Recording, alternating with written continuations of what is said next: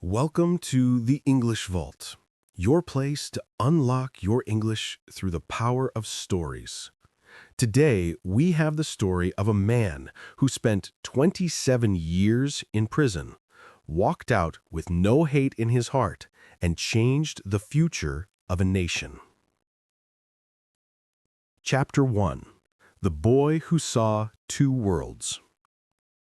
Nelson Mandela was born in a small village called Mveso in South Africa. From the beginning, his life was divided between two worlds. One world was his people's tradition, stories, and dignity. The other world was a political system designed to keep black South Africans powerless. As a boy, he listened more than he spoke. He watched elders solve conflicts with patience. He learned that leadership was not noise. Leadership was responsibility. Later, he moved to Johannesburg. The city was fast, hard, and unequal. He saw laws that controlled where people could live, work, and move. He saw people treated like strangers in their own country. This was apartheid, a system that gave freedom to a few and fear to millions. Mandela understood something early. If a law destroys human dignity, silence becomes a form of surrender. He studied law. He became one of the first black lawyers in his area. In court, he saw the same story again and again. People were punished not because of what they had done, but because of who they were. He also discovered the power of language. When someone enters a courtroom afraid, words can either close a door or open one. Mandela learned to speak in a way that made ordinary people feel seen. Not perfect English, not perfect legal theory, clear meaning, clear dignity. That communication style would later help him speak to workers, students, presidents, and even prison guards. That is when his path became clear. He would not build a comfortable life for himself alone. He would fight for a different country. But here is the first tension in his story. How do you fight an unjust system without becoming what you hate? That question followed him for the rest of his life. Chapter 2. Choosing the Hard Road. Mandela joined the African National Congress, the ANC. At first, the movement focused on peaceful protests, organization, and civil resistance. But the government answered peaceful voices with violence. Protests were crushed. Leaders were arrested. Communities lived under permanent pressure. Mandela faced a painful decision. Stay inside safe limits and change nothing, or take risks and accept the cost. He chose risk.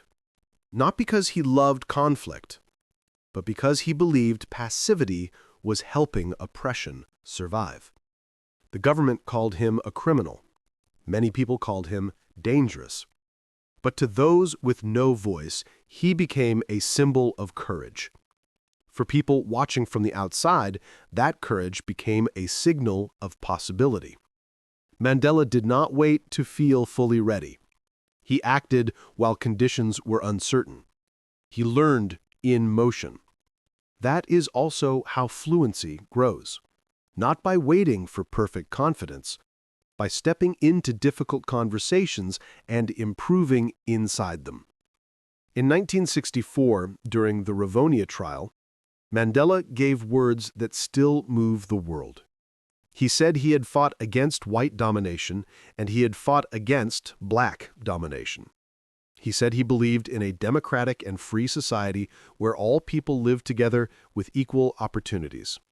Then he added the line that changed history. It was an ideal he was prepared to die for. He was sentenced to life in prison. No applause, no heroic music, just a cell door closing. At that moment, many believed his story was over. But this was not the end. It was the beginning of the part that would test everything he believed. And this is the second tension in his story. What survives when your freedom is removed? Your titles disappear. Your routines disappear. Your comfort disappears. What remains is character. Chapter 3. The Prison That Could Not Break Him. Mandela was sent to Robben Island. The conditions were severe. Hard labor, cold routines, long isolation, letters controlled, family visits limited, time turned heavy. Prison is not only walls. Prison is a slow pressure on identity. It tries to convince you that you are forgotten. Mandela refused that story. He built discipline in small daily actions. He exercised. He studied. He learned Afrikaans, the language of his jailers, because he believed understanding your opponent gives you power. He mentored younger prisoners. He protected their morale. He also turned time into training. He read deeply. He reflected before reacting. He practiced emotional control like a muscle. When others expected explosive anger, he developed strategic patience. This was not passive acceptance, it was preparation. He was not perfect. He felt anger. He felt loss. He missed years with his family that would never return. But he did not let pain decide his character. This is where many leaders disappear, not in public failure, but in private bitterness. Mandela made a radical choice. He would leave prison with principles stronger than his pain. Years passed, then more years, then decades. The world changed, governments changed, technology changed, but he remained in prison. Inside prison, he kept expanding his perspective. He studied not only his allies, but also his adversaries. He wanted to understand fear on both sides. He knew that one day negotiations would come, and emotion alone would not be enough. He would need clarity, timing, and language that could move enemies toward shared interests. Still, his name grew. Students chanted it. Workers repeated it. Nations demanded his freedom. His silence became a louder message than many speeches. By the late 1980s, the system that had jailed him was cracking. Pressure was coming from inside and outside South Africa. The question was no longer if change would come. The question was what kind of change it would be. Chapter 4. Freedom Without Revenge. In 1990, after 27 years, Nelson Mandela walked free. The world watched. Millions expected anger. Many expected revenge. He gave them something more difficult. He gave them restraint. Mandela knew South Africa stood on the edge. One speech could push the country toward civil war. One decision could create generations of new violence. He chose negotiation, not because he trusted everyone, but because he trusted the future more than his ego. Think about that moment. A man who lost 27 years could have used pain as political fuel forever. Instead, he used pain as evidence that hatred cannot build a stable nation. This was not weakness, it was strategic moral strength. He understood that victory without reconciliation would be only a delayed defeat. Mandela met former enemies. He listened. He pushed. He compromised when necessary and held the line when essential. He was building something fragile, a country where yesterday's enemies had to learn to share tomorrow. Many people misunderstand reconciliation. They think it means pretending injustice never happened. Mandela rejected that idea. For him, reconciliation required truth. Truth about suffering, truth about responsibility, truth about what had to change so the same violence would not return under a different name. That process was messy. It was criticized from all sides, too soft for some, too hard for others. but real leadership is often criticized from every direction at the same time. Chapter 5. President of a New Possibility. In 1994, South Africa held its first democratic election. Nelson Mandela became president. A prisoner became the leader of the nation that had imprisoned him. History does not offer many moments like this. But the presidency was not a fairy tale ending. South Africa still had deep inequality, fear, and institutional wounds. Mandela could not erase centuries in one term. No one could. What he could do was set the moral architecture. He could define the direction. He supported national reconciliation. He helped create space for truth-telling through the Truth and Reconciliation process led by Archbishop Desmond Tutu. The idea was difficult but profound. A nation cannot heal by pretending nothing happened. It must face pain honestly, without surrendering to endless revenge. Some victims felt the process was too soft. Some former defenders of apartheid felt it was too threatening. Both reactions show how complex real healing is. Mandela accepted that there would be criticism. His priority was not to look heroic. His priority was to keep the country moving away from cycles of retaliation.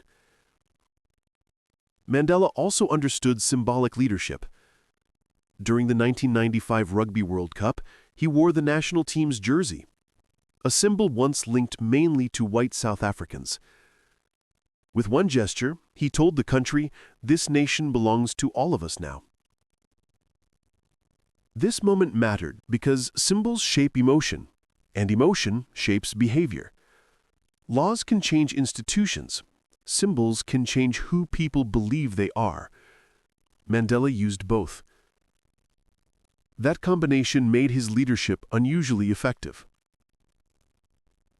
Symbols do not solve everything, but symbols can open emotional doors that policies alone cannot. By the end of his presidency, Mandela had achieved something extraordinary. He had moved a country away from collapse and toward shared political life, imperfect, unfinished, but real. And then he did something rare. He stepped down after one term. He chose institution over personal power, legacy over control. Chapter 6. What Mandela Teaches Us. Mandela's story is not only about politics. It is about identity under pressure. He teaches us that courage is not the absence of fear. Courage is choosing values when fear is loud. He teaches us that discipline can protect hope, not big speeches, daily discipline, the kind you practice when nobody is watching. He teaches us that forgiveness is not forgetting. Forgiveness is refusing to let the past control your future decisions. And maybe his deepest lesson is this: power is not proven by how hard you punish. Power is proven by how wisely you rebuild. He also teaches us a lesson about voice. In his life, voice was never only volume. Voice was alignment between values and action. When he spoke, people listened because his words had already been tested by sacrifice. That is why his message traveled so far. Many people think greatness is one big moment. Mandela reminds us that greatness is repeated character, in court, in prison, in negotiation, in office, in retirement, the same moral center, again and again. So what do we do with this story? We ask a difficult question. When life is unfair, who do you become?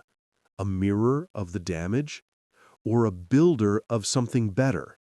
Mandela chose to build, not because it was easy, because it was necessary. And there is a final image worth keeping. A prison gate opens. A man walks out. He carries pain, memory, and loss. But he also carries discipline, vision, and moral control. That is why his freedom changed more than one life. It changed the direction of a country. Thank you for listening to this story at the English Vault. Every story you hear is a new key to your fluency. Don't forget to subscribe and unlock your potential. See you in the next story.